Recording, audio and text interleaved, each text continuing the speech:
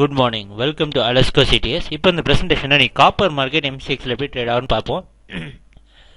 நீங்கள் பார்த்துருக்கிறது நேற்று copper market நடந்த ப்ரைஸ் மூவ்மெண்ட். நேற்று காப்பர் மார்க்கெட் ஓப்பன் ஆனோன்னா நல்ல பவுன்ஸ் பேக் ஆகி மேலே போயிருக்கு. மேலே போயிட்டு இந்த இடத்துல 452 அப்படின்ற பாயிண்டில் ரெசிஸ்டன்ஸ் எடுத்து, ஏன்னா பாருங்கள் ஏன் இந்த இடத்த விட்டு கீழே வருங்கன்னா அது முன்னாடி நாளும் பாருங்கள் இதே ஜோனில் தான் மார்க்கெட் மேலே போகணும், கீழே ட்ராப் ஆகிருக்கு. அதே மாதிரி நேற்று வந்து இதே ஜோனில் இருந்து ஃபுல்லாக ட்ராப் ஆகிருக்கு. ட்ராப் ஆகிட்டு எந்த இடத்துல இந்த 446 அப்படின்ற சப்போர்ட் எடுத்து கம்ப்ளீட்டாக மேலே போயிருக்கு, ரெசிஸ்டன்ஸை பிரேக் பண்ணி. ஆனால் கொஞ்சம் லேட் நைட்டை பார்த்தீங்கன்னா ஈவினிங் டைமில் கம்ப்ளீட்டாக மறுபடியும் ட்ராப் ஆகி கீழேயே க்ளோஸ் ஆகிடுச்சு. இன்றைக்கி மார்க்கெட்டோட ஓப்பனிங்கும் கிட்டத்தட்ட இதே ஜோனில் தான் ஓப்பன் ஆகிறதுக்கு சான்சஸ் இருக்குது.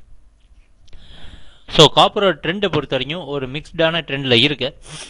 446 அப்படின்றது காப்பரோடைய மேஜர் சப்போர்ட். ஸோ இந்த சப்போர்ட் பிரேக் ஆகிடுச்சு அப்படின்னா காப்பர் நல்ல ட்ராப் ஆகிறதுக்கான சான்சஸ் இருக்குது.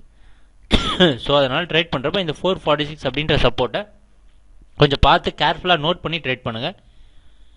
ஸோ இந்த சப்போர்ட் பிரேக் ஆகிடுச்சுன்னா காப்பர் மார்க்கெட் மட்டும் இல்லை, இந்த சப்போர்ட் பிரேக் ஆனோடனே மிச்சம் இருக்க பேஸ் மெட்டல்ஸ் ஜிங்க், லெட் போன்ற கமோடிட்டிஸும் கீழே ட்ராப் ஆகிறதுக்கு சான்சஸ் இருக்குது. ஸோ நம்ம சார்ட்ஸை ப்ரொடியூஸ் பண்ணவங்க இந்த மூவிங் ஆவரேஜ் லைனர் கொஞ்சம் ரெஃபரன்ஸாக வச்சு நீங்கள் ட்ரேட் பண்ணி ப்ராஃபிட் பண்ணலாம். ஸோ அதனால் ட்ரேட் பண்ணுறப்ப பார்க்கலாம் என்ன சேஞ்சஸ் நடக்குதுன்னு. தேங்க்யூ, பாய்.